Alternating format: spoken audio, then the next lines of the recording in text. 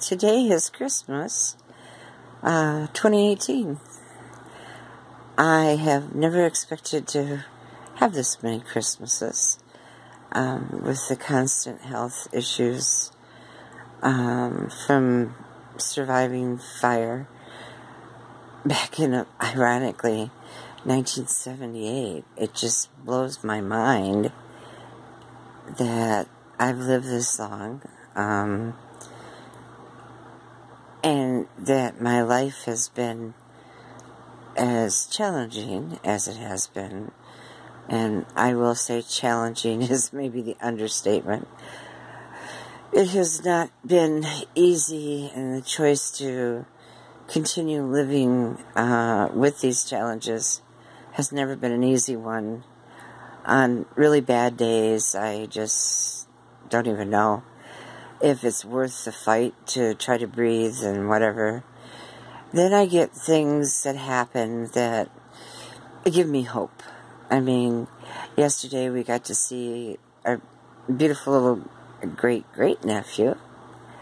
He's so adorable, and we got to see some friends for a few minutes that we have not been able to. Unfortunately, I didn't have a great day, but we got me out for a bit, and today we wake up to something so rare lately, sunshine. We actually have sunshine today, so I was strong enough to be able to take a shower.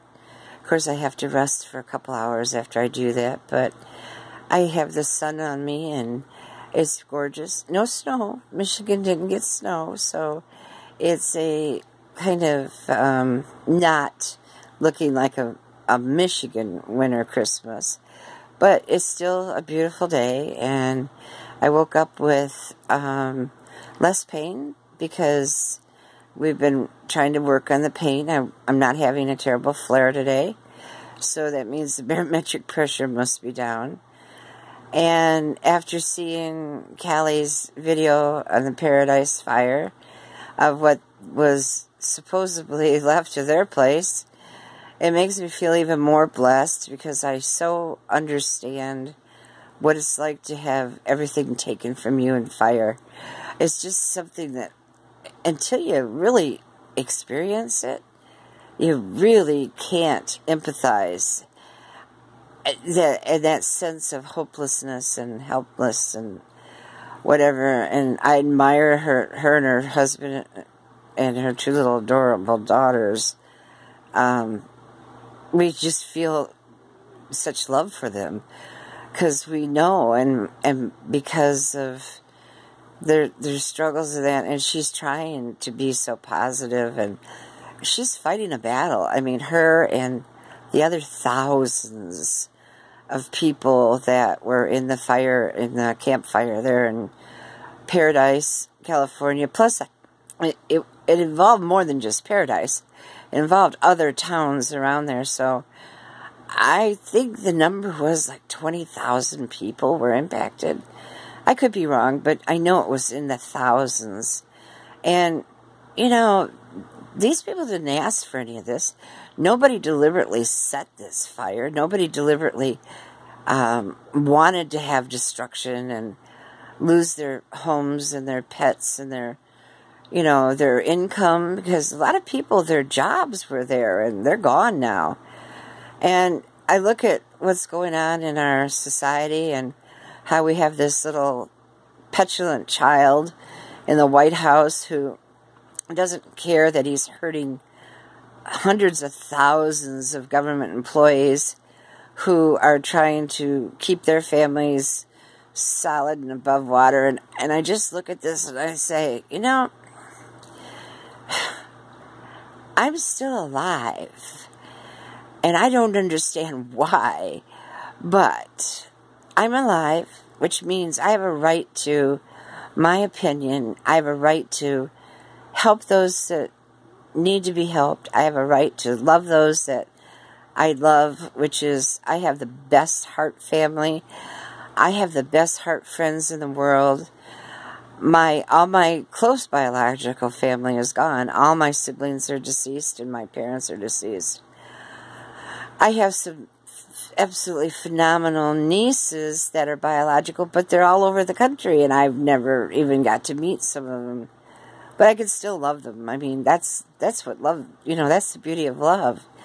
And when I look at some of the horrors that are going on, and like today they showed these poor children that ICE just abandoned like 200 people at a bus station with no money, no food, no nothing. I think, oh my gosh, how can this be going on? How can we as humans do what we do to other humans and live with ourselves? I just don't understand that kind of violent, evil kind of thinking. And as I'm sitting here trying to re-energize, which I have to do if I shower, it takes 2 to 3 hours for me to be able to get back up and move around with the polio issues and that. I think, oh my gosh, could I help them? I don't know how. I don't know what to do. All I can tell people is, let's keep up our voices. Let's keep telling people what we like and we don't like, and let's help those that we're capable of helping. So many of us are so beyond blessings. We have so many blessings. We haven't even got an idea of how wonderful our lives are. And yet we'll complain and we'll bitch and we'll moan how tough it is. But there's, some sayings such as, until you walk in my shoes, you don't understand. Well, I've walked in the shoes of these fire survivors. I understand. I've walked in the shoes of flood survivors. I understand. I've walked in the shoes of people with chronic illnesses. I understand. I walk in the fear of not taking another breath. I understand.